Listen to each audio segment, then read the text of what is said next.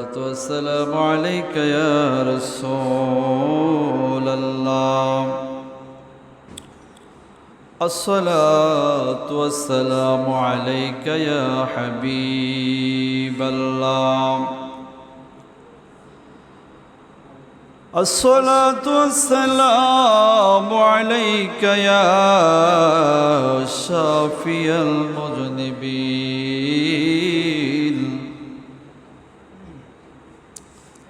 الصلاة والسلام عليك يا رحمة للعالمين. شكل ذر الشريف قل اللهم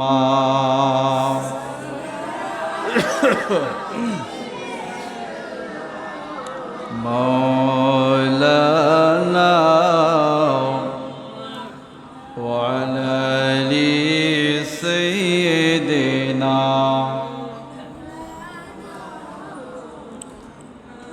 আর একটা আওয়াজে পড়ি আল্লাহুম্মা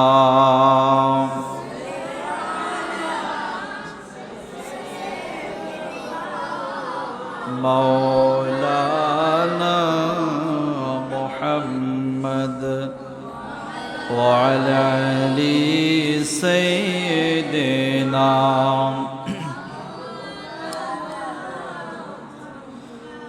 বেহেশতেরি পাতায় পাতায় লতায় লতায় নবীর নাম, আরশে আল্লাহর নামের পাশে নবীর নামের মনোগ্রাম, আরশে আল্লাহর নামের পাশে নূর নবীজির মনোগ্রাম। আল্লাহ বেহেশত বানালেন নবীর প্রেমেতে, হাসর করিবেন নবীর শান বুঝাতে। আল্লাহুম্মা, এ মুরব্বীরা জোরে জোরে, মাওলানা মুহাম্মদ وعلى آل سيدنا.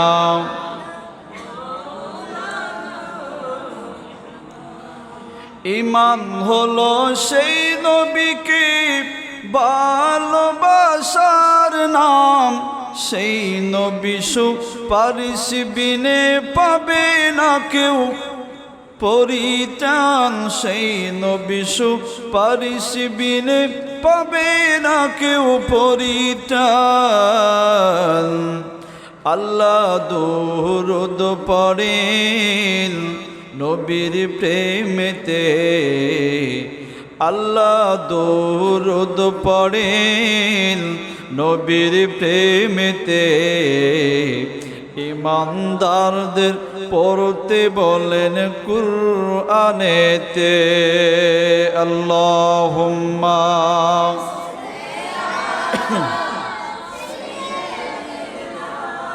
মাওলানা মুহাম্মদ ওয়ালা আলি সাইয়্যিদিনা।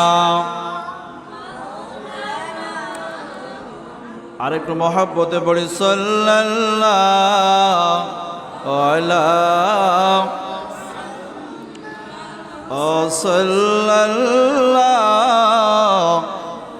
আলাইহি ওয়াসাল্লাম, সাল্লাল্লাহু আলা মুহাম্মাদ সাল্লাল্লাহু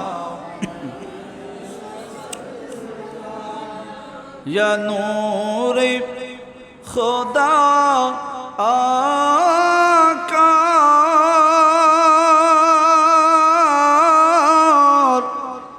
आँखों में समा जाना,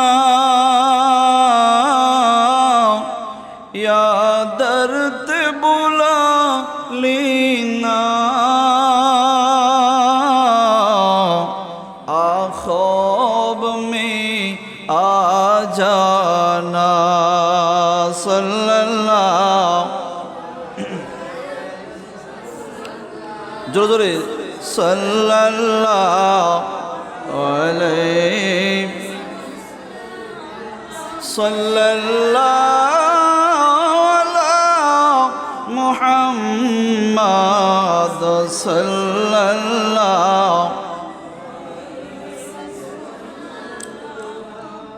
অসহায় আবি অসহায়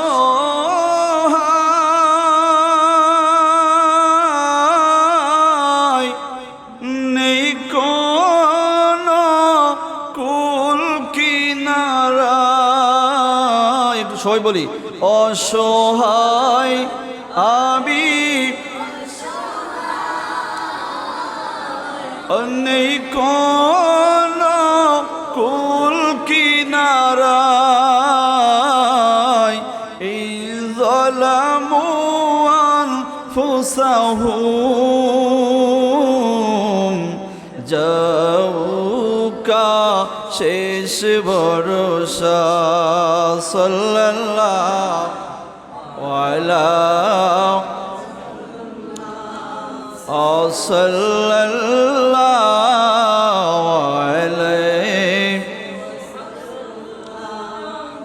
সাল্লাল্লাহু আলা মুহাম্মাদ সাল্লাল্লাহু আলাইহি বালাগাল উলা বি কামালিহি কশফত তুজা বি জামালিহি حسنت جميع خصاله صلوا عليه وآله সবাই বলি মারহাবা। সর্বপ্রথম শুকরিয়া আদায় করি যে আল্লাহ পাক আপনাদের সকলকে সহ আমাকে আজকে এই পবিত্র ফাতিহা আজম উপলক্ষে এই মাসিক মিলাদ মাহফিলে আসার এবং বসার সুযোগটা করে দিয়েছেন। এই জন্য আমরা সবাই শুকরিয়া আদায় করি, সবাই বলে আলহামদুলিল্লাহ।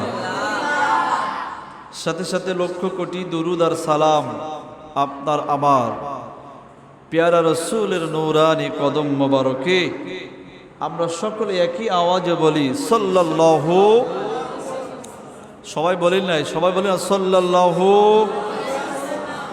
যারা মুরব্বীরা আছেন আপনারা একটু আওয়াজ বাড়িয়ে দিবেন। হ্যাঁ, বিভিন্ন জায়গায় তো যারা ইয়ং ভাইরা আছেন আপনারা সবসময় জোরে জোরে আওয়াজ করার চেষ্টা করবেন, এতে অনেক ফায়দা আছে। ঠিক আছে?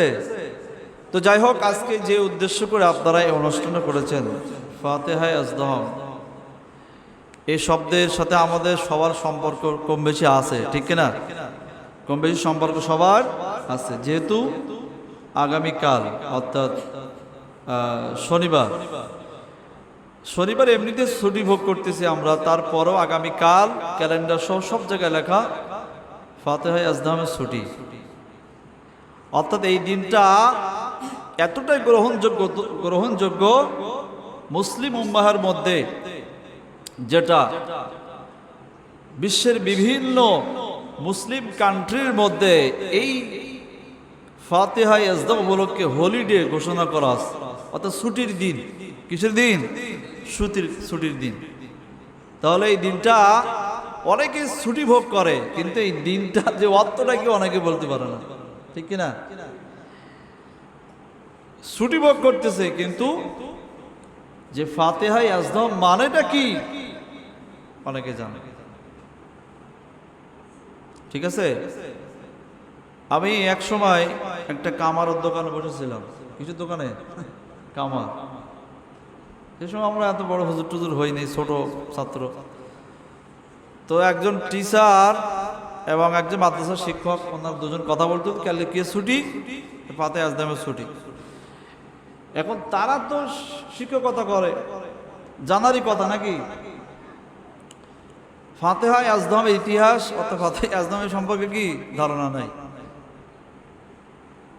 তা আবার বলতে হুজুর মানুষ যে ফাতিহা আজদম মানে কি, তো যেহেতু আমরা ছোটবেলা থেকে সুন্নি মাদ্রাসায় পড়াশোনা করা, ফাতিহা আজদম মানে তো আমরা জানি যে আমাদের বড় পীর আব্দুল কাদের জিলানী রহমতুল্লাহ আলাইহি উপাধি দিবস নাকি।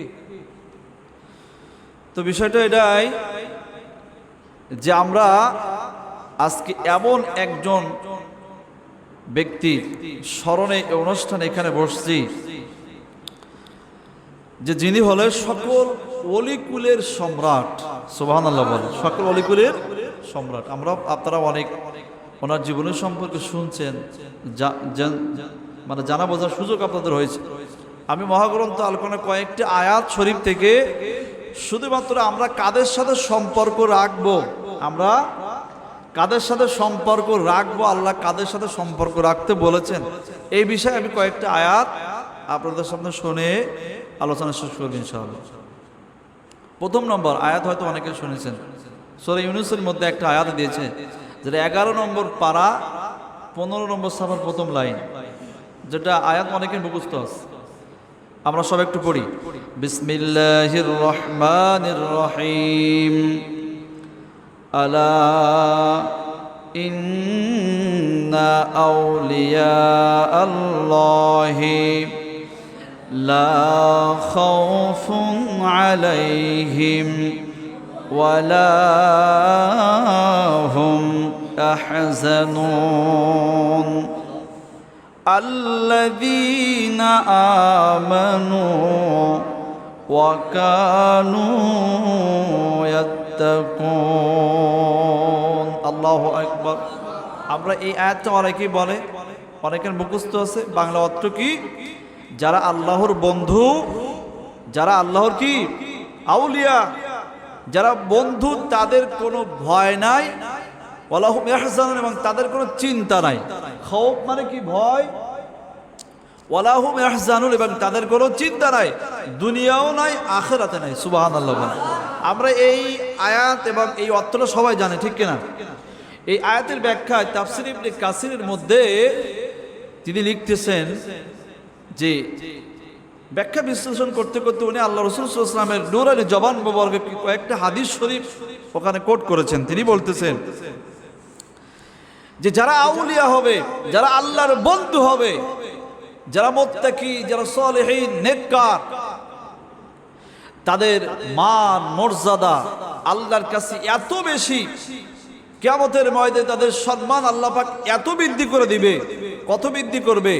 রাসূল পাক বলতেছেন আন ওমর ইবনে খাত্তাব রাদিয়াল্লাহু তাআলা আনহু, হযরত ওমর রাদিয়াল্লাহু তাআলা আনহু থেকে হাদিস শরীফ বর্ণনা করেছেন।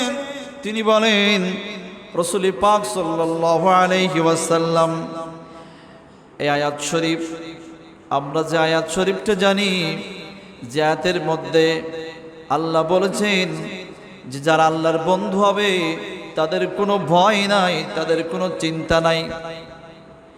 যারা আউলিয়া হবে কিয়ামতের ময়দানে, কিয়ামতের ময়দানে আল্লাহ তাআলা একদল মানুষকে চেহারার মধ্যে এত সৌন্দর্য দান করবে, তাদের চেহারার মধ্যে এত নূরের ঝলক দিতে থাকবে, চেহারার মধ্যে এত সৌন্দর্য বিকশিত হবে, তাদের এত সুন্দর জায়গায় রাখা হবে। কাদেরকে? একদল মানুষকে। কখন? কিয়ামতের ময়দানে। কোথায়?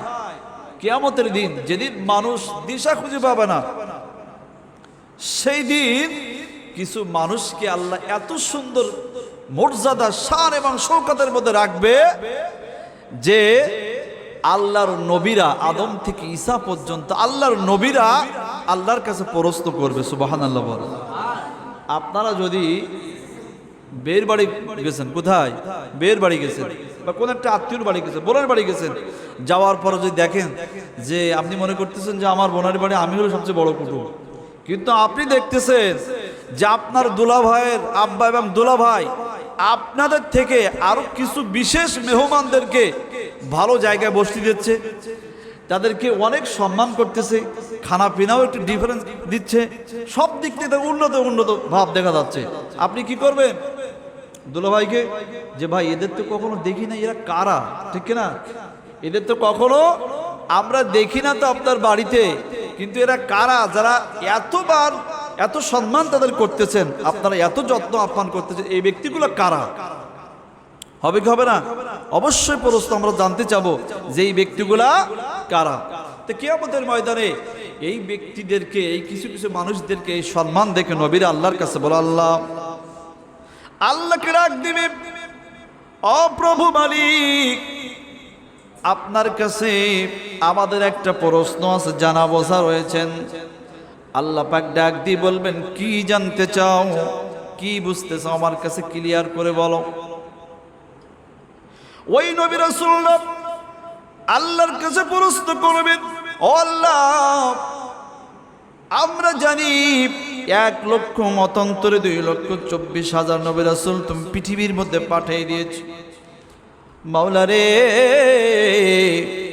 নবীদেরকে দেখতেছি বিভিন্ন জায়গায়, আপনি নবীরা রয়েছে নবীদের জায়গায়।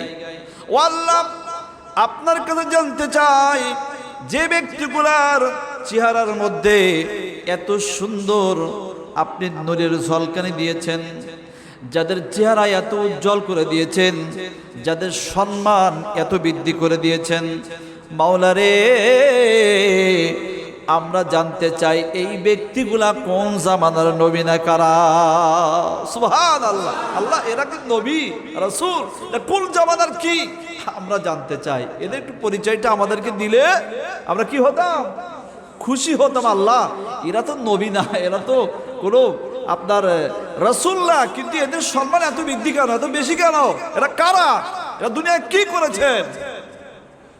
সুবহানাল্লাহ বলবেন না?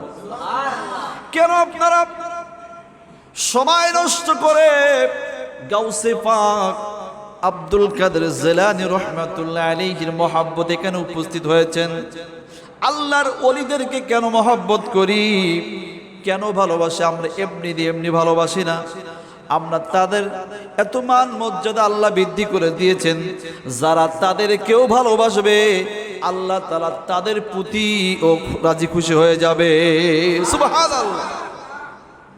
তা আল্লাহ সেদিন বলবে, শোনো, তারা কোন নবী না, কোন রাসূল না, তারা সাধারণ মানুষ, কিন্তু ওই ব্যক্তিগুলা সাধারণ থাকার পরেও তারা এক মুসলমান, অর্থাৎ সে আমার বান্দাদেরকে নিঃস্বার্থভাবে ভালোবেসেছেন। সুবহানাল্লাহ।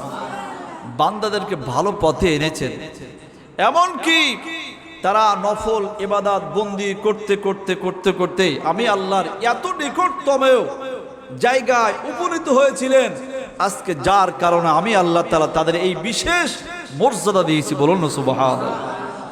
সহিহ বুখারীর মধ্যে একটা হাদিস শরীফ রয়েছেন, জাল্লা হাদিসে কুরসি দা, জাল্লা তাআলা তার বন্ধুর মাধ্যমে জানাই দিয়েছেন, পৃথিবীর মধ্যে কোনো মানুষ ফরজ ইবাদত বন্দি করে আমি আল্লাহর নৈকট্য হাসিল করতে পারবে না। আল্লাহু আকবার বলবেন না? কি ইবাদত করে বলেন? ফরজ। কি ইবাদত করে? সবাই জোরে বলেন, আর জোরে বলেন। ফরজ ইবাদত বন্দিগি করে আমি আল্লাহর নৈকট্য হাসিল করতে আমার বান্দারা পারবে না। কেন? ফরজ এটাকে বলা হয়েছে মাস্ট বি, এটা বাধ্যতা, আবশ্যক। বান্দায়িত্ব ঠিক রাখার জন্য, কি বান্দায়িত্ব ঠিক রাখার জন্য, আপনি যে আল্লাহর বান্দা এটা ঠিক রাখার জন্য আপনার ডিউটি ফরজ ইবাদত বন্দি করতে হবে, ঠিক কিনা বলেন? 5 ওয়াক্ত নামাজ, এটা আপনার বান্দা ঠিক রাখা। আপনি চাকরি করেন না, কি করেন? চাকরি যারা করে সকাল 8টা থেকে বিকাল 4টা পর্যন্ত, যদি কোনো চাকরিজীবী যে এই ডিউটি পালন না করে তার চাকরি থাকে? কথা বলেন, চাকরি থাকে? যদি আপনি সকাল 8টা থেকে বিকাল 4টা পর্যন্ত আপনি কোনো কাজ করেন না, ডিউটি করেন না, কিন্তু 5টার পরে যে আপনি 3 ঘন্টা কাজ করেন, আপনার চাকরি থাকবে? কথা বলেন, চাকরি থাকবে? থাকবে না। কেন? কি কারণ? হলো আপনার চাকরি টিকানোর জন্য 8টা থেকে বিকাল 4টা পর্যন্ত, এটা বাধ্যতামূলক। তার বেশি যদি তুমি করো এটা এক্সট্রা টাকা পাবা কিছু। কথা বলেন ঠিক কিনা? তা আল্লাহর বান্দায়িত্ব ঠিক রাখার জন্য আপনার ফরজ ইবাদত বন্দিগুলো করতে হবে, কিন্তু আল্লাহ বলেছেন যে এর বাহিরে যে নফল ইবাদত বন্দিকে আছে, নফল মুস্তাহাব যারা বেশি বেশি করবে, এই বান্দাগুলা আমি আল্লাহর তত কাছে যাবার সুযোগ হয়ে যাবে। বলুন সুবহানাল্লাহ, আরো জোরে বলেন। এরা আমি আল্লাহর এত কাছাকাছি আসতে পারে। আল্লাহ বলতেছে যে ওয়াসামাহুল্লাযী ইয়াসমাউ বিহি ওয়া বাসারাহুল্লাযী ইবসিরু বিহি। আল্লাহ তাআলা এমন কায়দায় বলতেছে যে এই ব্যক্তিগুলা আমি আল্লাহর এত কাছে যাবার সুযোগ পাই, আমি আল্লাহ তাআলা বলে দিলাম এই ব্যক্তিগুলা যেই কানে শোনে এটা তার কান থাকে না, ওটা আমার কুদরতি কান হয়ে যায়। সুবহানাল্লাহ বলেন। ওই ব্যক্তিগুলা নফল ইবাদত বন্দি করতে করতে আমি আল্লাহ তাআলার এত কাছাকাছি আসার সুযোগ হয়ে যায়, ওটা যে চোখে দেখে ওটা তার চোখে দেখে না, ওটা আবার আমি আল্লাহর কুদরতি চোখ হয়ে যায়। সুবহানাল্লাহ। ও যে হাতে ধরে ওটা তার হাত থাকে না, ওটা মূলত আমি আল্লাহর কুদরতি হাত হয়ে যায়। যেই পায়ে সে চলে ওটা তার পা থাকে না, ওই পাটা আমি আল্লাহর কুদরতি পায়ে পরিণত হয়ে যায়। বলেন সুবহানাল্লাহ। কিভাবে এগুলো কিভাবে হবে? আপনি ফরজের পর পরে যত বেশি নফল ইবাদত বন্দি করতে পারবেন, নফল মুস্তাহাব এই কাজগুলো করতে পারবেন। কারণ আল্লাহর কোন ওলির জীবনে পড়ে দেখেন, কোন আল্লাহর ওলির জীবনীতে লেখা নাই যে শুধু সে 5 ওয়াক্ত নামাজ পড়েছে, শুধু যে ফরজগুলো আদায় করছে আর কিছু করি নাই। কি করছে? ফরজ ইবাদত বন্দিগের পাশাপাশি অনেক রয়েছে, অনেক সারা জীবন রোজা রাখছে, নফল মুস্তাহাব আমল করেছে, তারপরে দান সদকা করেছে মানুষের। অর্থাৎ এই নফলের মাধ্যমে সে আল্লাহর কাছাকাছি যাবার সুযোগ পেয়েছে। বলুন না সুবহানাল্লাহ। এই আয়াতের পরে আল্লাযীনা আমানু ওয়া কানু ইয়াত্তাকুন, প্রথম আয়াতের আলোচনা হয়ে গেল। এখানে আল্লাহ বলতেছে যে যারা মুত্তাকি, কারা? যারা মুত্তাকি তারা সব থেকে বেশি তাকওয়াবান, অর্থাৎ আমি আল্লাহর ভয় করে, আমি আল্লাহর ইবাদত বন্দি করে। এখানে যারা আছেন আমরা কি মুত্তাকি কিনা? মুত্তাকি দাবি করি সবাই? মনে হচ্ছে কেউ করে না। মুত্তাকি না? আল্লাহকে ভয় করেন সবাই? আল্লাহকে ভয় করেন? করেন তো? মনে হচ্ছে না, আওয়াজ তো খুব কম। আল্লাহকে ভয় পান না আপনারা? সবাই ভয় পান? কেমন ভয় পান? আল্লাহ বলতেছে যে ইয়া আইয়ুহাল্লাযীনা আমানুত্তাকুল্লাহ, আমি আল্লাহকে ভয় করো। এবার বলতেছে ওয়াকুনু মা'আস সাদিকিন, যারা সত্যবাদী ওই সমস্ত ব্যক্তিদের সাথী হয়ে যাও। সুবহানাল্লাহ বলেন। আমরা তো অনেক সাথী আছে আমাদের, অনেক বন্ধু আছে আমাদের। কারা? যারা নামাজ পড়ে না, যারা রোজা রাখে না, সুন্নাত আমল করে না, যারা বিড়ি খায়, গাঁজা খায়, ইয়াবা খায়, বাবা খায়, এই সমস্ত আমাদের বন্ধু। কিন্তু সলিহীন ব্যক্তি কজন আছে বন্ধু? যেটা নামাজ পড়ে ওর সাথে অনেকে চলতে চায় না। এর পাশে চললে নামাজে ডাক পায়, ঠিক কিনা? এর সাথে গেলে কি নামাজে ডাক পায়? যে যার পাশে গেলে বিভিন্ন জিনিসপত্র খাওয়া যায়, এই সমস্ত বন্ধু বান্ধব আমরা খুঁজি। কিন্তু আল্লাহ বলতেছেন কি? আমি আল্লাহকে ভয় করো, ভয় করার মতো ভয় করো। আমি যদি একটা উদাহরণ আপনাকে দেই, ধরেন এখান থেকে আপনি কদমতলা বাজারে যাইতে, আপনি জানেন মধ্যিখানে এই পথের এখানে ভীষণ ভয়ের জায়গা একটা আছে, যেখানে গেলে সাপে কামড় দিতে পারে, আর নইলে জিনে আশ্রয় দিতে পারে, আপনাকে ছুপতে পারে। আপনি জানেন যে এই পথের মধ্যখানে এক জায়গায় যেখানে সাপ আছে এবং জিনবুতির ভয় আছে, আপনি কি একা একা সেখানে যাবেন? কথা বলেন, যাবেন? যদিও যান, সাপকে মারার জন্য লাঠি নিয়ে যাবেন, আর জিনবুতির ভয়তে লাইট নিয়ে যাবেন। কথা বলেন ঠিক কিনা? তাহলে এখানে যাচ্ছি না আমি জিনের ভয়ে, এখানে যাচ্ছি না আমি সাপের ভয়ে। কথা বলেন ঠিক কিনা? তাহলে এটা আমার ভয় আছে, কি আছে? ভয় আছে। কিন্তু আল্লাহকে কেমন ভয় করেন? 5 ওয়াক্ত নামাজ, আজান দিচ্ছে কি দিচ্ছে না? আজান দিলে নামাজ না পড়লে জাহান্নামে যাইতে হবে কি হবে না? জাহান্নামে যাইতে হবে, এই কথা সবাই মানেন? পিছন দিক থেকে কথা বলেন, মানেন সবাই? যে আমি যদি নামাজ না পড়ি, আল্লাহর হুকুম পালন না করি, জাহান্নামে আমাকে যাওয়া লাগবে, সবাই মানেন? যদি মানি, আমি সাপকে কতটা ভয় পাচ্ছি, আমি জিন ভূতকে কতটা ভয় পাচ্ছি, যার ভয়ে সেখান থেকে আমি পন্থা অবলম্বন করতেছি। কিন্তু জাহান্নামের ভয়ে আমি জানি জাহান্নামে যাইতে হবে, কিন্তু আল্লাহকে কতটা ভয় পাচ্ছি যে ঠিক মতো নামাজ পড়তেছি না, রোজা রাখতেছি না, আল্লাহর হুকুম আহকামগুলো পালন করতেছি না। কথা বলেন ঠিক কিনা? এরম ভয় করলে হবে না, সাপের থেকে লক্ষ কোটি গুণ ভয় আপনাকে করতে হবে। আর যদি আল্লাহকে অবশ্যই ভয় থাকতো, আপনি নামাজ কাজা করতে পারতেন না, আপনি রোজা কাজা করতে পারতেন না, শরীয়তের কোনো হুকুম আহকাম আপনি বাদ দিতে পারতেন না। তো বলতেছি, এমন ভয় করার পরে তোমাদের সর্বপ্রথম কাজ হলো ওয়াকুনু মা'আস সাদিকিন, যারা সত্যবাদী সালেহীন এমন ব্যক্তিদের তোমরা বন্ধু হয়ে যাও। সুবহানাল্লাহ বলেন। আপনি যদি আপনার ছেলেকে রাজমিস্ত্রি তৈরি করতে চান, আপনি কখনো কাঠু মিস্ত্রির সাথে ঘুরতে দিবেন না। কথা বলেন ঠিক কিনা? আপনি যদি আপনার ছেলেকে ইঞ্জিনিয়ার তৈরি করতে চান, তাহলে ওই ছেলেকে আপনি সাধারণ কোনো স্কুলে পড়াইবেন না। কথা বলেন ঠিক কিনা?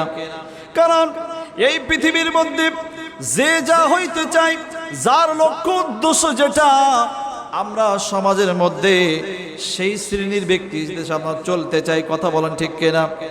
আমি যদি ছেলেকে হাফিজিয়া মাদ্রাসা অর্থাৎ হাফেজ তৈরি করতে চাই, আমি চাই আমার ছেলেকে হাফেজ তৈরি করব, হাফেজ তৈরি করব ছেলেকে। আর ছেলেকে যদি হাই স্কুলে ভর্তি করি, ছেলে হাফেজ হবে নাকি? কথা বলেন, হবে? আপনি যদি রাজমিস্ত্রি হতে চান, রাজমিস্ত্রির সাথে চলাফেরা করতে হবে। কাঠো মিস্ত্রি হলে তার সাথে চলতে হবে। আপনি যদি কামারের কাজ করতে চান, কামারের পাশে যাইতে হবে। আপনি যে মোটরসাইকেল মেকানিক হন, সেই মোটরসাইকেল মেকানিকের সাথে কি চলতে হবে। আপনি দিন মজুর হলে তার সাথে চলতে হবে। ঠিক কিনা বলেন? যেই পেশাজীবী, যেখানে আপনি যে কাজ করতে চান এই পৃথিবীর মধ্যে, ঠিক সেই শ্রেণীর ব্যক্তিগুলা আপনাকে বেছে নিতে হবে। কথা বলেন ঠিক কিনা? কথা বলেন না কেন?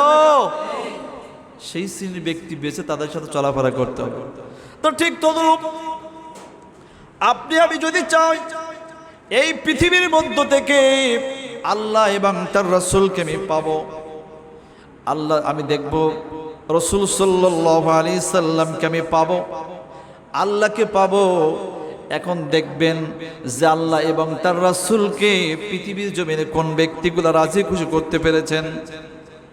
এই পৃথিবীর মধ্যে আমার কোন ভাই, এই পৃথিবীর মধ্যে আল্লাহর কোন বান্দা নবীকে রাজি খুশি করতে পেরেছেন, আল্লাহকে পেয়েছেন।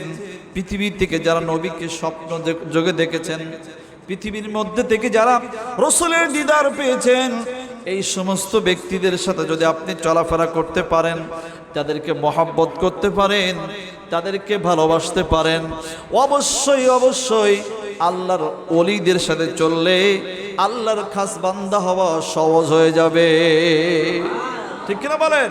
আপনি যদি আল্লাহর ওলি হতে চান, সালেহীন বান্দা হতে চান, অবশ্যই আল্লাহর ওলিদের জীবনী থেকে আপনার শিক্ষা নিয়ে চলতে হবে, সালেহীন ব্যক্তিদের সাথে চলতে হবে। আপনি সারাটা জীবন যারা নবীকে পেয়েছেন, আল্লাহকে রাজি খুশি করতে পেরেছেন, এই ব্যক্তিদের বিরোধিতা করবেন, পিছনে পিছনে তাদের গীবত করবেন, আর আপনি বলবেন যে আমি আল্লাহর ওলি হব, কখনো পাবেন?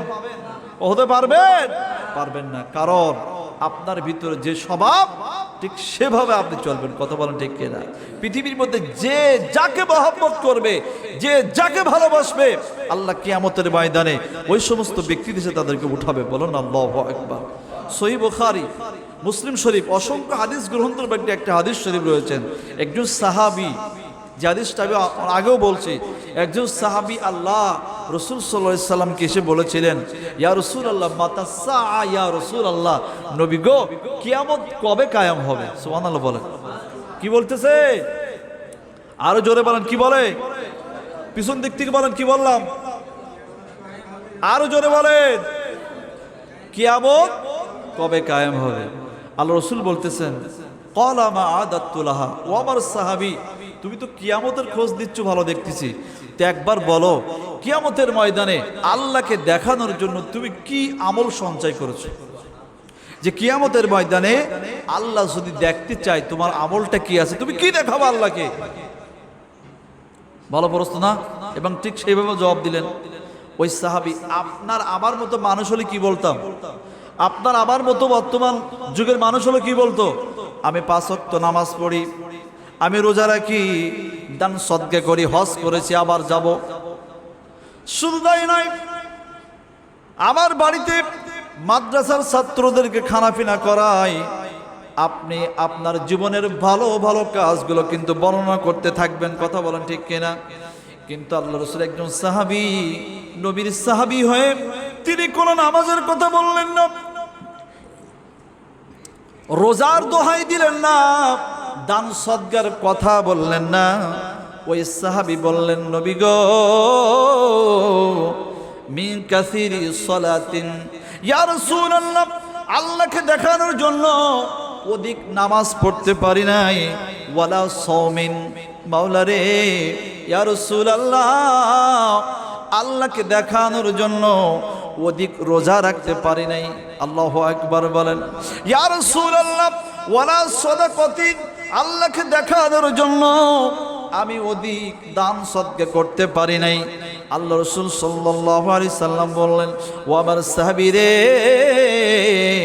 তুমি অধিক নামাজ পড়তে পারো নাই, অধিক রোজা রাখতে পারো নাই, অধিক দান সদকা করতে পারো নাই। তোমার মধ্যে কি আমল আছে? এই সমস্ত আমলগুলা ঠিক মতো তুমি যদি করতে নাই পারো, আল্লাহকে দেখানোর জন্য তুমি কি আমল সঞ্চয় করেছো একটিবারের জন্য বলো।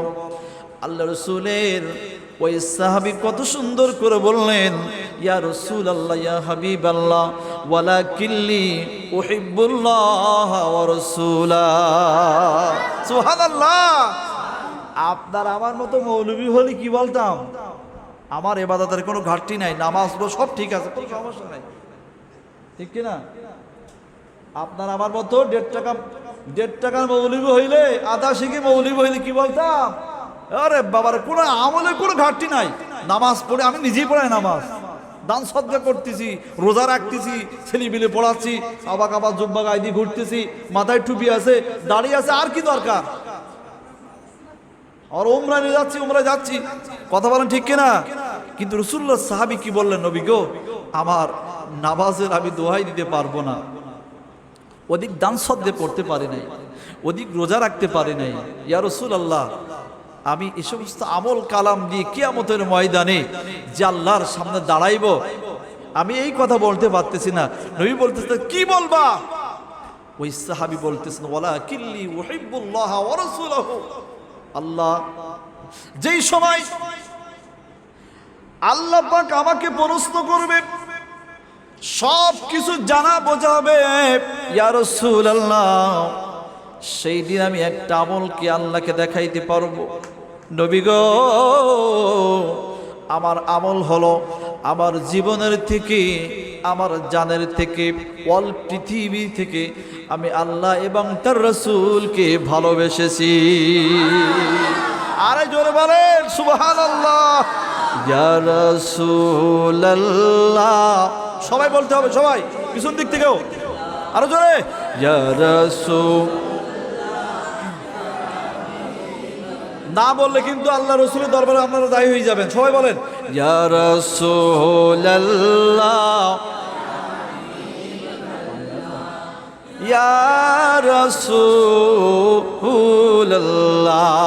তুমি মোদের আশার আলো, তাই যে তোমায় বাসি ভালো, তুমি মোদের আশার আলো, তাই যে তোমায় বাসি ভালো।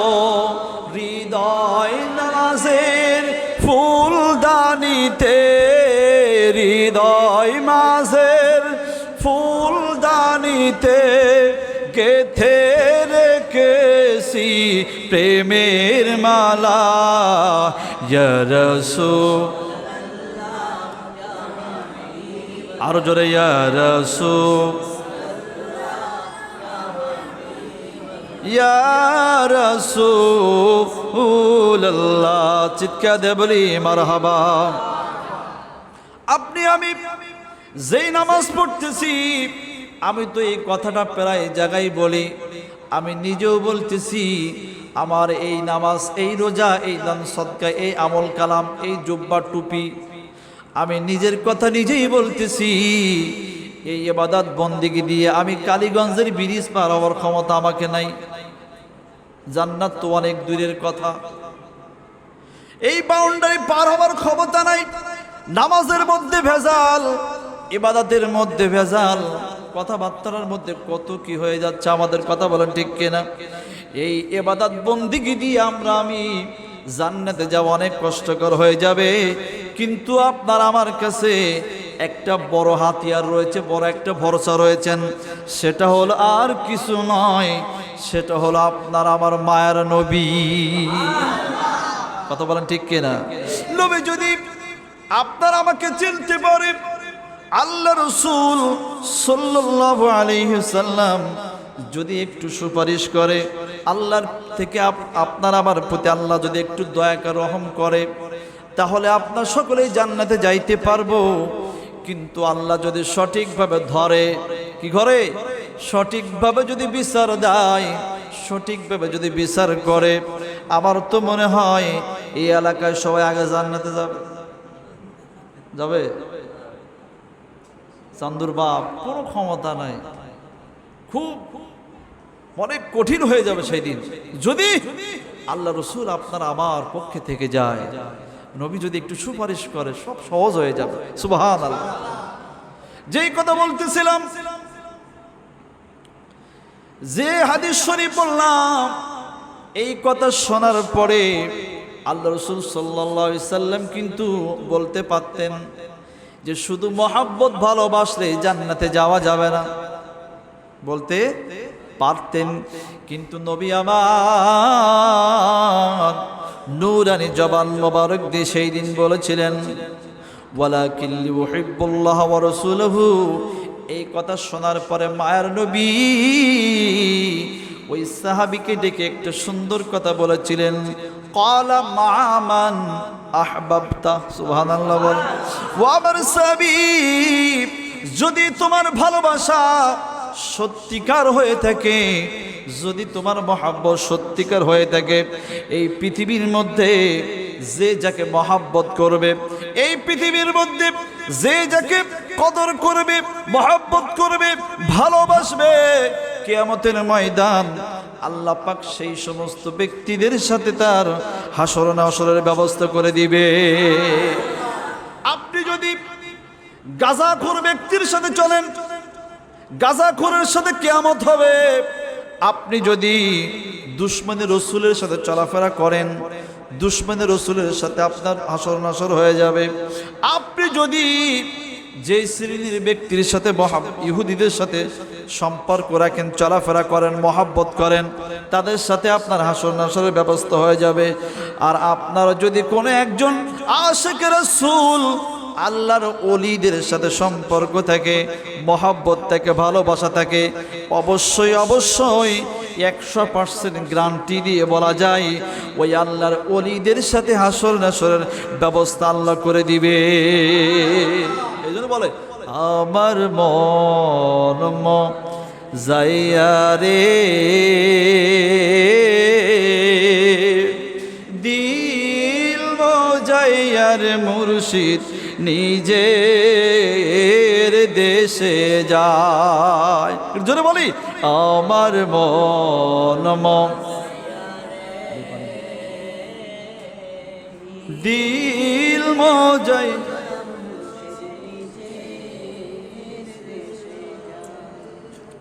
ও মুর্শিদ, একে আমার ভাঙ্গা ঘর, তারি পরে লড়ে চর। আল্লাহু আকবার বলেন। ও মুর্শিদ, একে আমার ভাঙ্গা নাও, তারে পরে তুফান বাও, পলকে পলকে পানি উঠে রে। আল্লাহু আকবার। মুর্শিদ আল্লাহর ওলিদের সাথে সম্পর্ক তিনি বলতেছেন যে আমার ভাঙ্গা নাও, অর্থাৎ আমার এই যে দেহটার মধ্যে যে ইবাদত বন্দেগী আছে, আমল কালাম আছে, এগুলো কি ভাঙ্গাচোরা আমল কালাম, ভাঙ্গাচোরা ইবাদত বন্দেগী, ভাঙ্গাচোরা। এটা এমন যে পলকে পলকে পানি উঠতেছে, মানে কি এদিক থেকে যাচ্ছে বাইর হচ্ছে, যাচ্ছে বাইর হচ্ছে, মানে কি আমি ঠাই নাই। আপনি আল্লাহর বন্ধু, আল্লাহকে মহব্বত করি, আপনাকে মহব্বত করি, ভালোবাসি, আপনি আমার আল্লাহ এবং তার রাসূলের পথটা দেখেই দিয়েন। সুবহানাল্লাহ বল, আর আওয়াজ বলে সুবহানাল্লাহ। এই জন্য আল্লাহর ওলিদের, আল্লাহর খাস বান্দাদের মহব্বত এবং ভালোবাসতে চাই কি চায় না? আরো জোরে বলেন, চাই কি চায় না? সারাটা জীবন করবেন না দুই একদিন করবেন? হ্যাঁ, কিভাবে? সারাটা জীবন। আরেকটা আয়াত শরীফ শুনাই, সূরা নাবার মধ্যে আল্লাহ বলতেছেন ইন্নালিল মুত্তাকিনা মাফাজা। আল্লাহু আকবার বলেন। এতক্ষণ যে কথা বললাম বিভিন্ন জায়গা থেকে ছোট ছোট করে, লাস্ট ফিনিশিং যে আল্লাহ বলতেছে ইন্নালিল মুত্তাকিনা মাফাজা। আল্লাহ বলতেছে বান্দা, আমি তোদের কাছে কোরআনের মধ্যে অনেক সৎ ব্যক্তিদের সাথে চলতে বলেছি, মুত্তাকিদের সাথে সম্পর্ক করতে বলেছি। কেন? কারণ আমি আল্লাহ ঘোষণা দিলাম এই পৃথিবীর মধ্যে কোন ব্যক্তিকে ইন্টিগ্রেট করে আল্লাহ বলেন নাই যে তার জন্য কি রয়েছে, কল্যাণ রয়েছেন, সুসংবাদ রয়েছেন, তাকে মাপ রয়েছেন। কিন্তু আল্লাহ বলতেছে, আমি আল্লাহ বলতে যারা মুত্তাকি, যারা ফরেজগার, এই সমস্ত ব্যক্তির জন্য কি আছে, তাদেরকে সফল রয়েছে, বিজয় রয়েছে, মাপ রয়েছে। সুবহানাল্লাহ বলবেন না? তাহলে আমরা সবাই মুত্তাকি ব্যক্তিদের সাথে চলতে চাই কি চাই না? বারবার একটা কথা বলতেছে, এই কারণে এই কথাটা দিলের মধ্যে গেঁথে দিবেন যে আপনি আমি আজকের পর থেকে আমার বন্ধু হবে, আমার চলার সাথী হবে, আমার ওঠার সাথী হবে সমাজের মধ্যে সব থেকে একজন সলেহীন ব্যক্তি। কথা বলেন ঠিক কিনা? অন্য কোনো জায়গায় চলাফেরা করা যাবে? কথা বলেন যাবে? চলাফেরা যাবে? আমরা শুধুমাত্র একমাত্র আল্লাহর বন্ধু যারা আল্লাহকে পেয়েছেন, নবীকে পেয়েছেন, এমন ব্যক্তিদের সাথে আমরা কি করব? চলাফেরা করব। কথা বলেন ঠিক কিনা? দুরূদ শরীফ পড়ি, আল্লাহুম্মা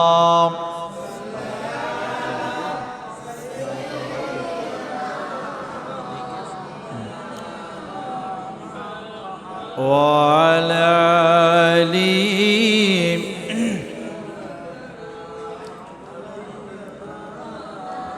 আর মহব্বতে পড়ে আল্লাহুম্মা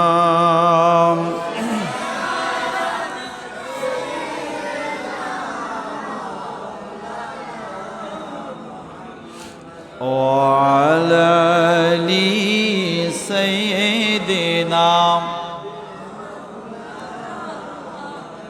তাহলে এতক্ষণ যে আলোচনা করলাম, শুনলাম, তো এক কথায় বলা যায় যে গাউসে পাক আব্দুল কাদের জিলানী রহমাতুল্লাহ আলাইহি ইনি কি আল্লাহর হক্কানি বন্ধু ছিলেন কি ছিলেন না? জোরে বলেন। ইনি কি ওলি ছিলেন? ওই পিছনে ভাইদের মধ্যে একটা সন্দেহ আছে। আব্দুল কাদের জিলানী রহমাতুল্লাহ ইনি কি আল্লাহর ওলি ছিলেন? পিছন দিক থেকে বলেন ছিলেন কিনা? এতে কোনো সন্দেহ আছে? তানাকে ভালোবাসা যাবে? তিনি যে কাজ করতে বলেছেন সেই কাজগুলো করা যাবে? যা নিষেধ করেছেন সেগুলো থেকে দূরে থাকা যাবে? আব্দুল কাদের জিলানী রহমাতুল্লাহ আলাইহি তিনি প্রায় 15টা বিষয় পিএইচডি হোল্ডার ছিলেন। তিনি এত জ্ঞানী ছিলেন যে তিনি মহাগ্রন্থ আল কোরআনের একটি তাফসীর লিখলেন, তাফসীরে জিলানী, গুনিয়াতুত তালিবিন। অনেক কিতাব তিনি লিখছে যেগুলো আমরা পড়ি, বিভিন্ন আলেম ওলামা পড়ে থাকেন। তো তার জ্ঞানের গভীরতা এত বেশি ছিলেন যে তিনি বিসমিল্লাহ শব্দের বিসমি, অনেকেই বলেছে সূরা ফাতিহার আলহামদু, এই শব্দের ব্যাখ্যায় প্রায় 700 অর্থ বাহির করেছেন। কয়শো? আরো জোরে বলেন, কয়শো? বিসমি শব্দের 700 অর্থ করেছেন। 700 অর্থ করে কি বলতেছেন জানেন? আরে বেটা, আপনি আমি তো আদের মোবাইলের একটু বাংলা, ওই যে বাংলা অর্থরে পড়ি, ফটোর কত আমরা কি করি, ফতোয়া দিয়ে একদম সমাজটা একদম মানে আলো আলো করে ফেলাচ্ছে। কথা ঠিক কিনা? ঠিক মতো পড়াশোনা শিখতে পারলাম না, ঠিক মতো অনেকেই এখনো সেইভাবে কামেলও পাশ করতে পারি নাই। এই সমস্ত বক্তাদের, এই সমস্ত আলেমের ফতোয়ার জ্বালায় সমাজে থাকা যাচ্ছে বলেন? যাচ্ছে। কিন্তু তিনি একটা শব্দের 700 অর্থ, কয়শো? আরো জোরে বলেন, 700 অর্থ। তারপর উনি কি বলতেছে জানেন? আমাদের আপনার মতো আমার মতো সল্টু বল্টু মালকা হুজুর কি বলতেন?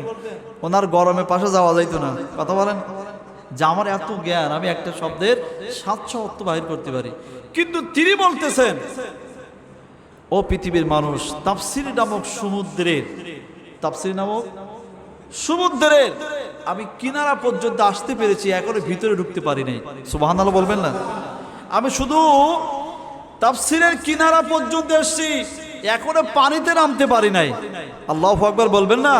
আর আমরা বাংলা নোট পড়িয়ে যা লেকচার দেওয়া দিচ্ছি, তাফসীরের সাথে কোনো সম্পর্ক আমাদের নাই। কথা বলেন ঠিক কিনা? কিন্তু ওই সমস্ত ব্যক্তিগুলা কি মহান জ্ঞানী ছিলেন। সেই গুনিয়াতুত তালিবিন লিখছেন তিনি, বিখ্যাত কিতাব। তা ওই আপনার আব্দুল কাদের জিলানী রহমাতুল্লাহ আলাইহি, তিনি ছিলেন মাদার জাত আল্লাহর ওলি। কি জাত? মাদার জাত মানে কি? মায়ের পেট থেকে জন্মসূত্রে কি ওলি। যিনি ছিলেন হাসানি এবং হুসাইনি। সুবহানাল্লাহ বলেন। হাসান এবং হুসাইন রাদিয়াল্লাহু তাআলা আনহু, দুই দিক থেকে তার আম্মা এবং আব্বার মাধ্যমে তিনি কি পৃথিবীতে শুভ আগমন করেছেন। যিনি পৃথিবীর ইতিহাসে একজন মাত্র সন্তান, যিনি পৃথিবীতে আসার দিন থেকেই রোজা পালন করেছেন। সুবহানাল্লাহ বলেন। আর আওয়াজও বলবেন না? বাগদাদ শহরের মধ্যে তানার আব্বা জিলানী শহরের মধ্যে তিনি অনেক বড় বিজ্ঞ আলেম ছিলেন। কি ছিলেন? বিজ্ঞ আলেম ছিলেন।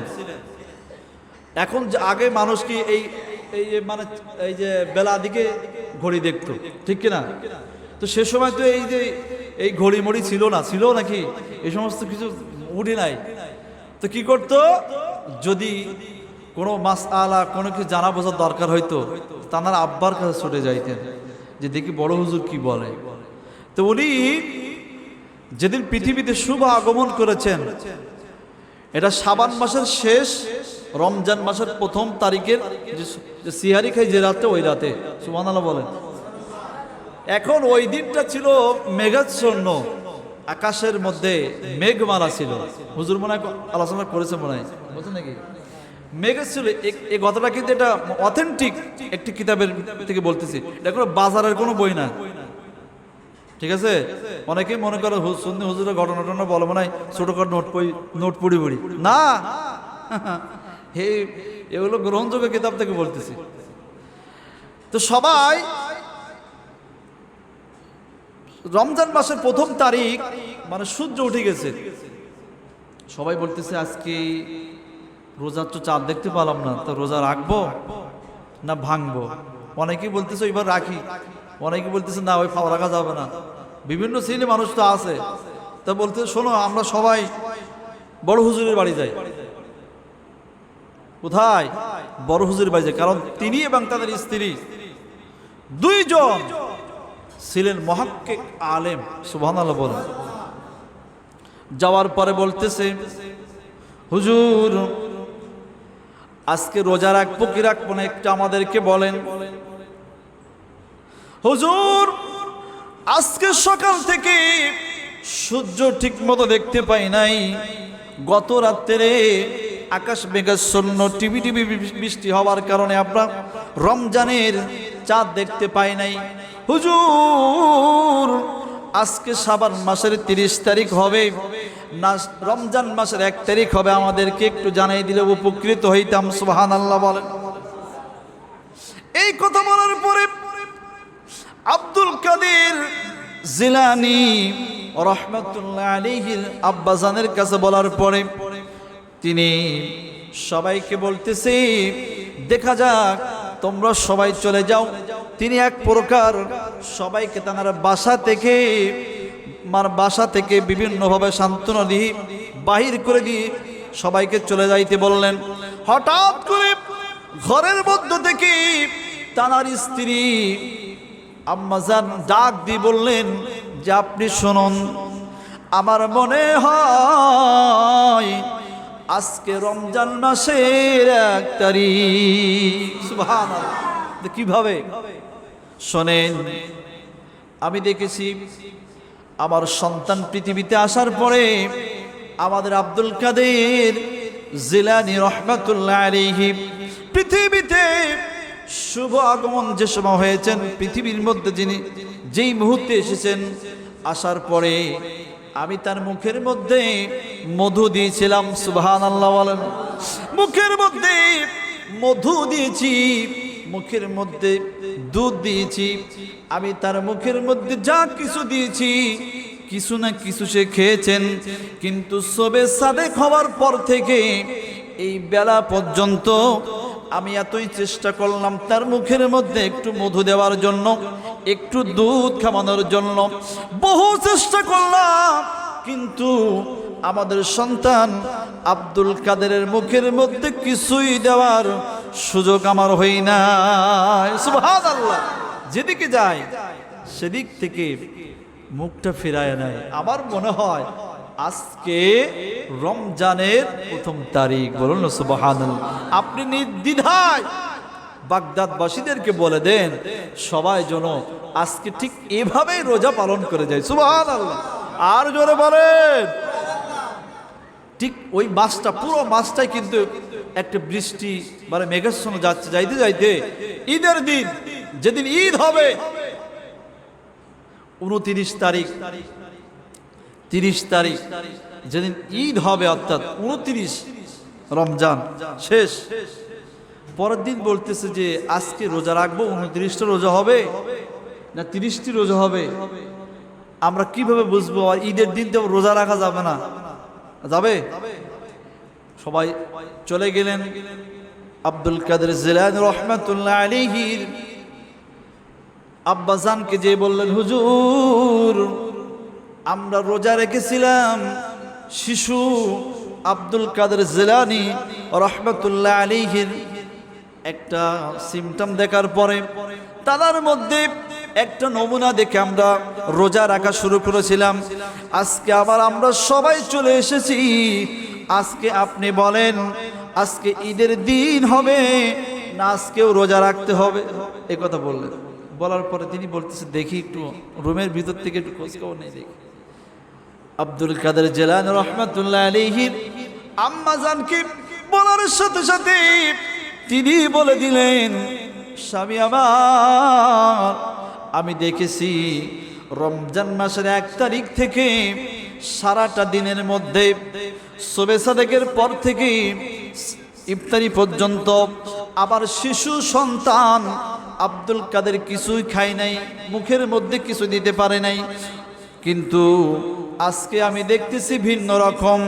আজকে শবে সাদেকের পর থেকে আমি আব্দুল কাদেরের মুখের মধ্যে যা দেই, মধু দিলে মধু খাই, দুধ দিলে দুধ খাই।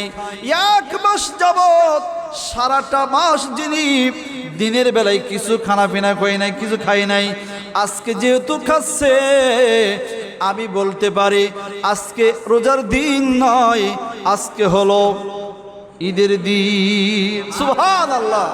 যিনি মায়ের পাট থেকে আসার দিন থেকে শুধুমাত্র ইসলামের দিশা দিয়ে গিয়েছেন। সুবহানাল্লাহ, সুবহানাল্লাহ। সেই ব্যক্তির অনুষ্ঠানে আমরা আজকে এখানে উপস্থিত হয়েছি, এই জন্য আমরা সবাই খুশি না বেজার? সবাই বলেন তাবারক দিলেও খুশি, না দিলেও খুশি নাকি?